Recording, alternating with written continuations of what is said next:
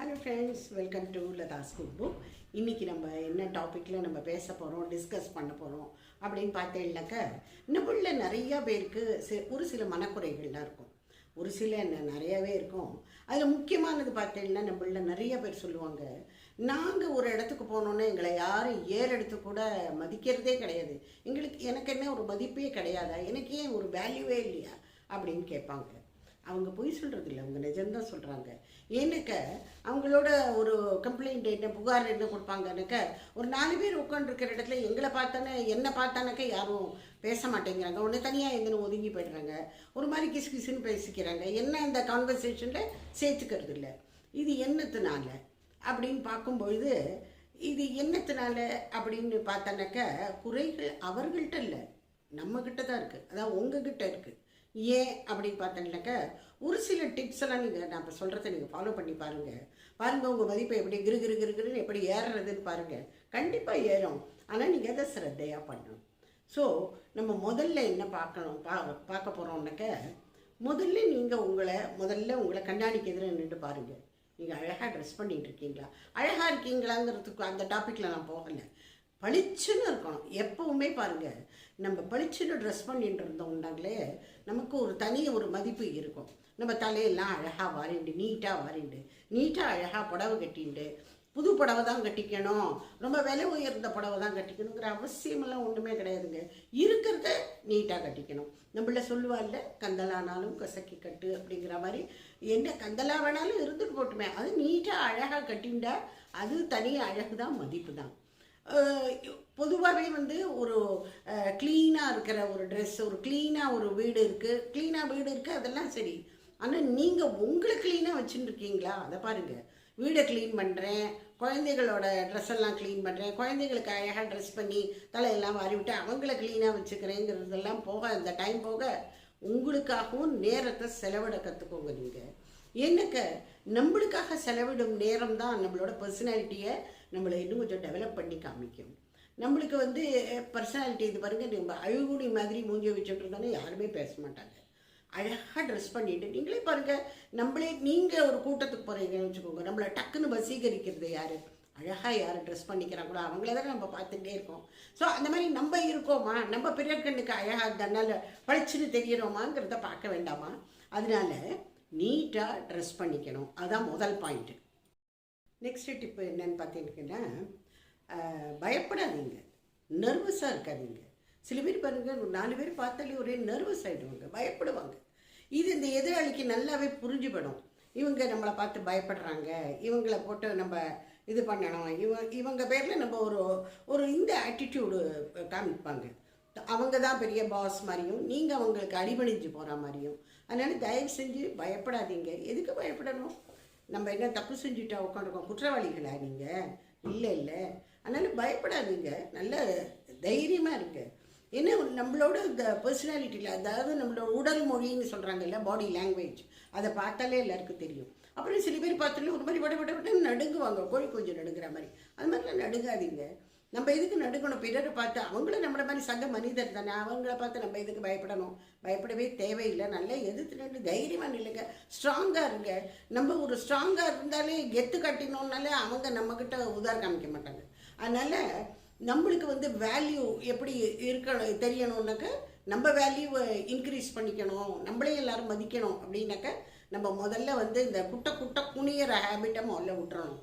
நம்ம ஸ்ட்ராங்காக இருக்கிற மாதிரி காமிக்கவான்னு செய்யுங்க முதல்ல. அப்புறம் அப்படியே காலவட்டத்தில் அது ஸ்ட்ராங்காகவே ஆகிடுவேங்க. அதனால் பயப்படாதீங்க, நர்வஸ் ஆகிக்காதீங்க. உங்கள் கண்ணுக்கு எதிர்க்க ஏதாவது தவறு நடக்கிறதுன்னு வச்சுக்கோங்களேன், ஏதாவது ஒரு அநியாயம் நடக்கிறது, அதுக்கு எதிராக நீங்கள் தட்டி குரல் கொடுக்கணும். எப்போவுமே பாருங்கள், குரல் கொடுக்குற ஒரு இடத்துக்கு தான் மதிப்பு மவுசெல்லாம் எகிரும். இப்போ இப்போ என்ன ஆனாலும் சரி, உடனே இன்ஸ்டாலேயோ யூடியூப்லேயோ ஒரு ரீல் எடுத்து உடனே அதை அப்லோட் பண்ணி விட்ருங்க. அது அந்த மாதிரி சொல்லலை. இப்போ ஏதானும் ஒன்று பஸ்ஸிலேயே போகிறாங்க, இவர் என்ன சீண்டி விட்டார் அப்படின்னு சொல்லி ஒரு பொண்ணு பண்ணி விட்டது இல்லை, அந்த மாதிரிலாம் பண்ண சொல்லலை. நிஜமாகவே ஜென்யூனான காரணத்துக்கு வீட்டிலேயே ஒரு தப்பு தண்டா நடக்கிறது இல்லை, ஏதானும் ஒரு சின்ன இது நடந்தால் கூட நீங்கள் உடனே அந்த தனக்கும் அதுக்கும் சம்மந்தமே இல்லை, நம்ம வாய்ஸ் கொடுத்தா அதுக்கு மதிப்பு யார், அதை நம்மளை மதித்து கேட்க போகிறா அப்படின்லாம் நிற்காதுங்க.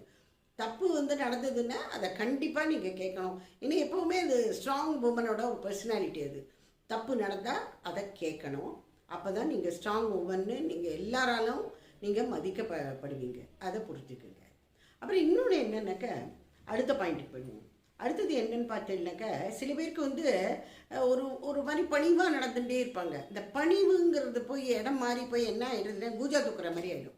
நீங்கள் வந்து யாராவது உங்கள் வீட்டுக்கு, அதாவது ஒரு பணக்கார, உங்கள் ஓரகத்தி பணக்கார ஓரகத்தியாக இருக்கலாம், உங்கள் நாத்தனார் வந்து ரொம்ப இதுவாக இருக்கலாம், ஒரு பசையுள்ள பார்ட்டின்னு நம்ம சொல்லிக்கிறோம்ல இந்த லாங்குவேஜில், அந்த மாதிரி அவங்களெல்லாம் குஷிப்படுத்தணும், அவங்களெல்லாம் திருப்திப்படுத்தணும் அப்படிங்கிறதுக்காக இங்கே நாள் முழுக்க வேலையை போட்டு இழுத்து போட்டுன்னு செஞ்சுட்டே இருக்க வேண்டியது. அவங்கள திருப்திப்படுத்தணும், அவங்கள குஷிப்படுத்தணும். நீங்கள் எதுக்குங்க இதெல்லாம் செய்யணும்? அப்படி குஷிப்படுத்தி தான் நீங்கள் மதிப்பை சம்பாதிக்கணுங்கிற அவசியமே கிடையாது. நீங்கள் ரியல் பர்சனாலிட்டி நீங்கள் காமிச்சிங்கன்னா உங்கள் தானே வந்து உங்களை மதிப்பாங்க. உங்களையும் அவங்க சம்மதியாக நடத்துவாங்க, சமமாக நடத்தணுங்க எல்லாரையுமே. இது வந்து ரொம்ப முக்கியம். அடுத்த பாயிண்ட் என்னன்னு பார்க்கலாமா? எப்போ பாரு பயந்துட்டே இருக்காதீங்கன்னு சொன்னேன். இப்போ அடுத்தது என்னன்னாக்க, எப்போவுமே உங்களோட ஒரு கம்பீரமும் மிடுக்கும் உங்களை விட்டு அகலவே கூடாதுங்க. எப்போவுமே உங்களை வந்து ஒரு கூட்டத்துலேருந்து தனித்து நிற்க வைக்கிறது எது தெரியுமா? உங்களோட ஒரு தனிப்பட்ட ஒரு சுபாவம் தான். சில பேர் பாருங்க, எதுக்கு எடுத்தாலும் ஒரு ஸ்மைலிங் ஃபேஸோடு இருந்தால் தான், அப்போ தான் நம்ம தனியாக இதுவாக இருக்கும் அப்படின்னு நினச்சிப்பாங்க. இது மாதிரி நீங்கள் இப்போ அது ஏற்கனவே நான் சொன்ன பாயிண்ட்டு தான். பெரியவரை எப்போ பாரு குஷிப்படுத்திகிட்டே இருக்கணுங்கிற அவசியம் ஒன்றும் கிடையாது. உங்கள் கம்பீரம் அதனால் அடிபட்டு போய்ட்டுருது. அதனால் உங்கள் கம்பீரமும் மிடுக்கும் உங்கள் பர்சனாலிட்டியோட ஒரு அங்கம் அப்படின்னு நம்ம வச்சுக்கணும். அதனால எப்போ பாரு வேண்டாததுக்கெல்லாம் சிரிக்காதீங்க. வேண்டாததுக்கு சிரிச்சனாக்கா மதிப்பு கிடைக்கவே கிடைக்காது. எதுக்கு ஒரு நிஜமாகவே ஒரு ஜென்வின் ஜோக் யாராவது சொன்னானுங்கன்னா அதுக்கு கண்டிப்பாக சிரிக்கலாம், பாராட்டலாம். ஆனாக்கா வேண்டாதெல்லாம் அவர் சொல்லிட்டாரு, அவர் எங்கள் மச்சினார், அவர் என்ன வேணாலும் சொல்லுவார், நாங்கள் இப்படி சிரித்து நாங்கள் உற்சாகப்படுத்துவோம்லாம் அதெல்லாம் கிடையாது. அது என்ன கூட்டத்தில் கை தட்டுறதுக்காக உங்களை உட்காந்து வச்சுருக்காங்களா? அந்த மாதிரிலாம் கிடையாது. அதனால் நீங்கள் வந்து வேணுங்கும் போது மாத்திரம்தான் சிரிக்கணும். இல்லைனாக்கா ஒரு கம்பீரமும் மிடுக்கும் அப்படி தான் இருக்கும்.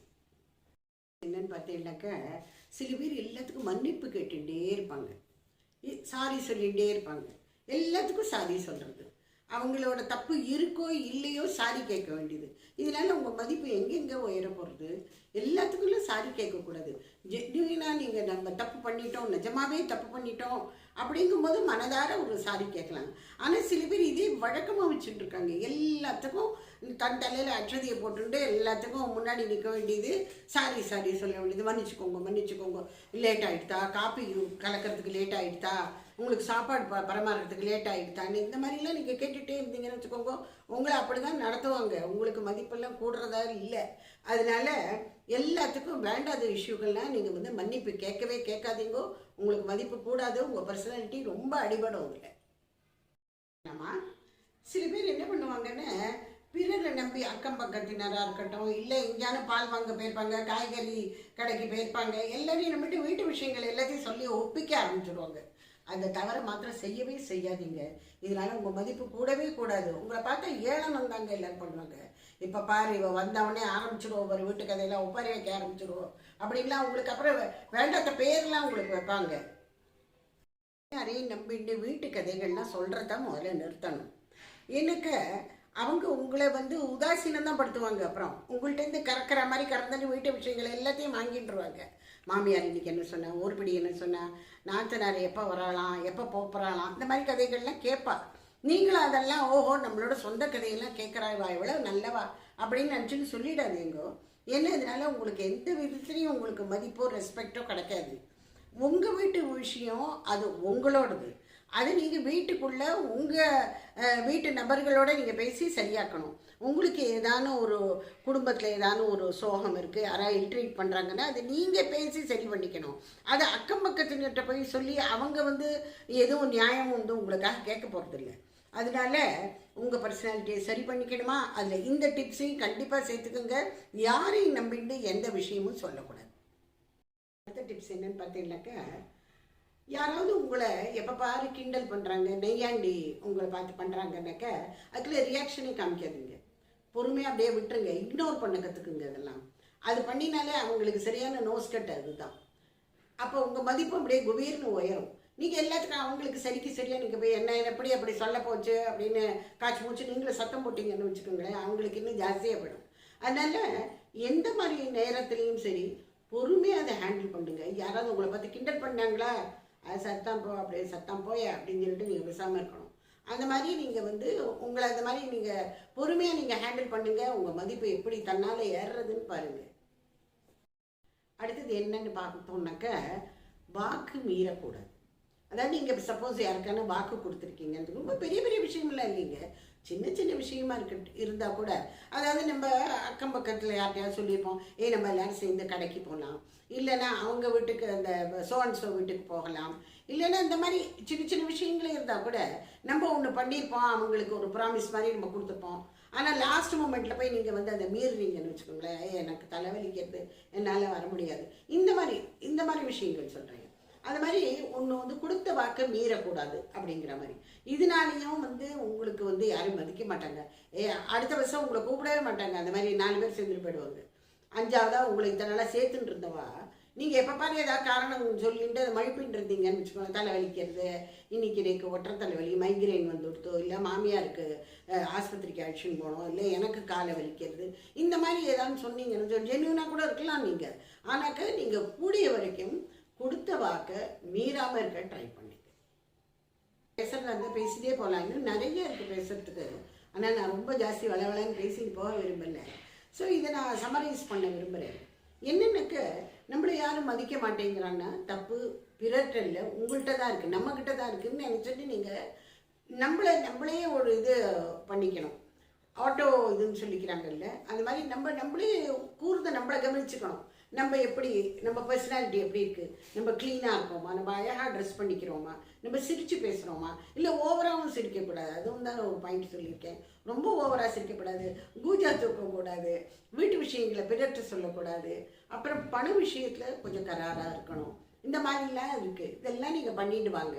அதுக்கப்புறம் அடுத்தடுத்து வர இதில் நம்ம இன்னும் வேறு சில பாயிண்ட்ஸ் எல்லாம் கூட பார்க்கலாம். இன்றைக்கி ஒரேடியாக நான் சொல்லிட்டு போனேன்னு வச்சுக்கோங்களேன், கேட்கறதுக்கு இன்னும் போர் அடிக்க ஆரம்பிச்சிடுற மாதிரி ஆகிடும்.